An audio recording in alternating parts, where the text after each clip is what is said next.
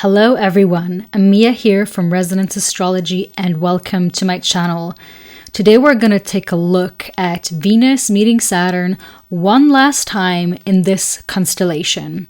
And when I say this constellation, I mean with Venus being in Virgo and Saturn being in Pisces. Because Saturn has retrograded back into Pisces one last time, not for the next around 30 years until Saturn's gonna be back in Pisces again. So all of this is feeling a bit like one final last test. And I was debating this week. I was thinking how much I want to sit down and create a video and how I'm just kind of feeling blocked. And then it hit me all of a sudden. That's Saturn. That's Saturn in my 5th house, at least. And Venus being in my 11th house, personally. Not being able to get the message I want across to my community. Regardless, I'm still sitting down here because it almost feels to me like when we catch the planets and we see how they are showing up in our lives. Like we catch them in their acts, like we all of a sudden we uncover them. We resolve the blockage. And I feel like a lot of it is this transit. I think there is a big opportunity right now with the fact that Jupiter is now in the sign of Cancer, in an exalted position. Now I got it right. In an exalted position. Back when we had Saturn in Pisces before that, Jupiter was still in the sign of Gemini, and Jupiter in Gemini is in its detriment, so it's not doing so well there. And before that we had Jupiter in Taurus, which doesn't have any specific dignity. I actually feel like Jupiter and Taurus are not the worst combination. I feel like they fit together quite a lot, but yes, now with Jupiter in an exalted position, we get an even bigger opportunity and chance to really move something and to move the karma and the lessons and the threshold that we've been put ourselves in when it comes to these final degrees of Pisces, because these final degrees of Pisces have been very, very prominent this year. Because so many planets have been going back and forth over them.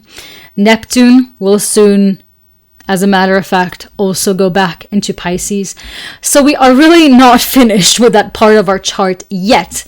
And I still believe there is a big opportunity we are getting now with Jupiter in such a good position. It just feels a bit frustrating right now. That is really what I feel like what is up in the air, what is up in the cosmos right now with the collective. And so I'm sitting down to make this video to make everyone who is feeling like that feel less alone, essentially. Because Venus at the last few degrees of Virgo, it feels like it just gets this extra critical air in her. She's soon going to be in Libra, where she's at home, and she's super excited to be there. It's been a while for her, feeling good. So I feel like if things in your life have been feeling overly critical, overly harsh, maybe you have been feeling overly critical and harsh towards yourself or the topics that are happening in your Virgo house. That's very much currently the case. And I feel like with the opposition aspect that is ruled by Saturn in and of itself, and opposition holds the quality of Saturn, a lot of that is learning to hold the tension. So much of opposition aren't black and white, even though that sometimes is what it seems like. Sometimes it seems like, oh, we gotta pick this or we gotta pick that.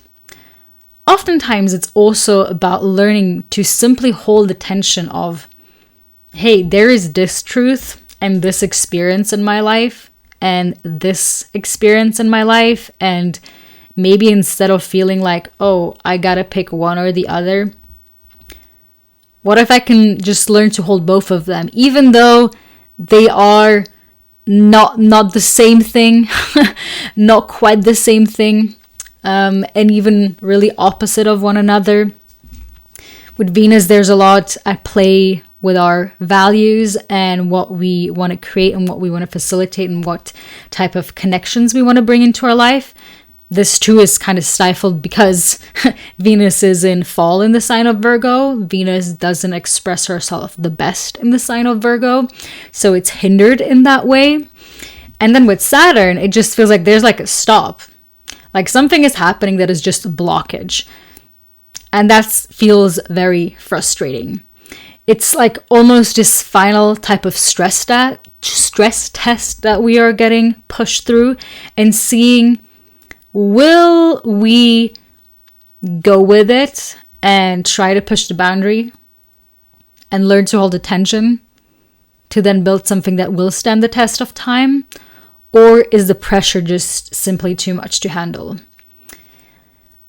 And I do also briefly want to talk about the decans here, just because we have been doing a lot with the decans on this channel this year, so I think it's just fitting. And I was thinking of both the last Virgo decan and the last Piscean decan and the tarot cards associated with them. And with Virgo, we have the 10 of Pentacles, and with Pisces, we have the 10 of Cups. Both these cards, let me show you. This is from a special deck, by the way, this Trip and Wait tarot deck. So it's a bit more psychedelic focused, but it's still based on the original Wait tarot deck. But these two cards, if you look at them, there's so much abundance in them, isn't it? There's like so much abundance in them. But it's getting stifled right now. I feel like there is a dream and a vision. Here with Venus, we have this vision of like stability, of community, what we wish for to build in our life long term, our wants, our needs, the connections we want to fuel that. In Pisces, we have the overall dream of like a happy family, you know. It doesn't mean that that's the dream for everyone. There's so many dreams and purposes that everyone has in life. It does not have to be a family. But I do, the symbolism is just here, okay? The wishfulness of all of that. But obviously Venus is in not the best condition. Saturn is also in a frustrated position because they're both at the ending degree. So it feels like whatever this is symbolizing in your life, your vision for the future, the community that you want to bring in, the hopes that you've had, the connections that you wanted, still want probably, the values that you want to live out, the people that you're trying to find in your life to bring all of this into fruition. The universe is kind of like, maybe not, or maybe not that way. Or maybe let's first put an obstacle in your way to almost kind of see if you really want it. I kind of am not the biggest fan of the notion that the universe is constantly testing us. I don't think the universe is constantly testing us, but I do think there are transits in life, something like Venus opposite Saturn, that can feel like a test. And this certainly does feel like a test. I think with Saturn especially, Saturn has this teacher quality to it. And when Saturn is retrograde one last final time in its sign that it already took like 2-year-long journey, there is a point of culmination with the lessons that we have been going through. And so it does almost feel like this final test. Like, are you did you study enough? And you know, I'm just like thinking Virgo as such an archetypal like teacher metaphor. It does feel like that. It does kind of feel like we are being put in the seat and the universe is like, it's time to write the test. Did you study enough? So, of course, this is going to play out for everyone differently because it depends where Virgo and Pisces are landing in your chart. Both of these places have obviously been very much activated with the recent eclipse season as well. It almost feels like there is a new story arc that is being started there. Because this is like from an older chapter. The eclipses are from a newer chapter. So even that feels like a tension. I feel like the eclipse season actually stirred up a lot of this. Stirred up a lot of what we want to bring into our life. And now it's just like, but does it stand the test of time? But is it what you really want? And are you willing to go through the trenches to get there? Are you willing to hold the discomfort to get there? Venus and Saturn are a lot about the discomfort that it needs to actually build things that last long. Because any sort of connections that want to yield long-term effect, if I can put it that way, need to go through pressure tests. Conflict arises, and when we see, like when we encounter these pressure tests with people, it can give us a lot of insight in is this actually what we want? And I think a lot of conflict resolution is something that can be learned. We talked about this just like 2 days ago when we were recording the Mars episode. Mars is actually currently in a very good position to do that. That's why I do think, despite this tension, there is lots of good energy to actually move something that kind of feels a bit immovable.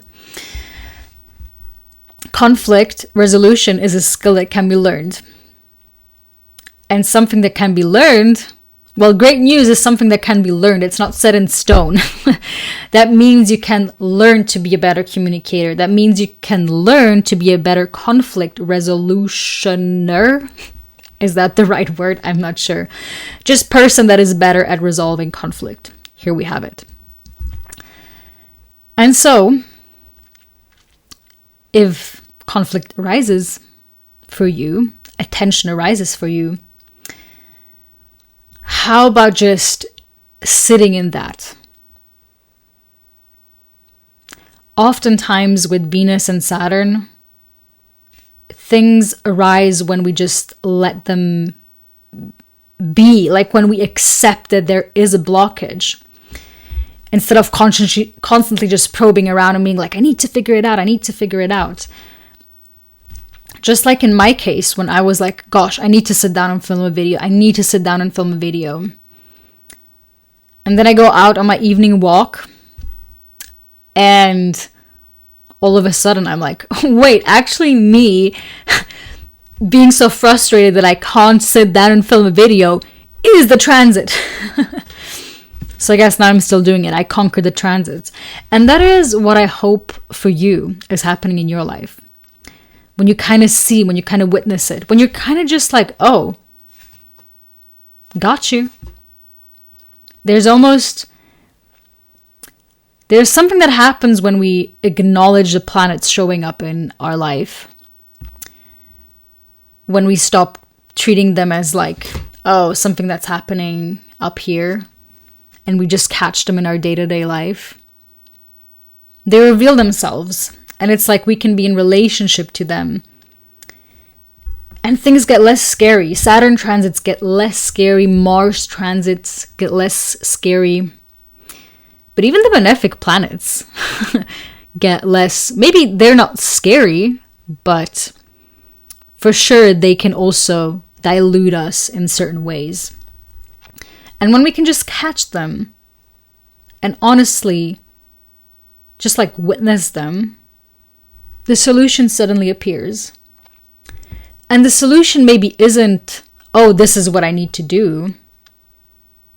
It's simply a solution of like understanding these are my circumstances. Because when we look at something honestly, and like we kind of understand the truth of a situation, it's almost like that is the solution, like seeing the honest truth in a situation and in a circumstance. And this is also kind of true because in the sky, the Sun and Jupiter are already coming together in a square. So there is something of that in the air as well. And I like to think about that. in a way where, like, that's how Saturn has a lot to do with pressure.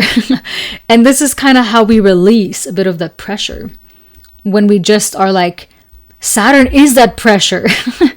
And it's almost like when you get to the bottom of like, okay, maybe this is just the truth of my experience, that then it loosens its grip.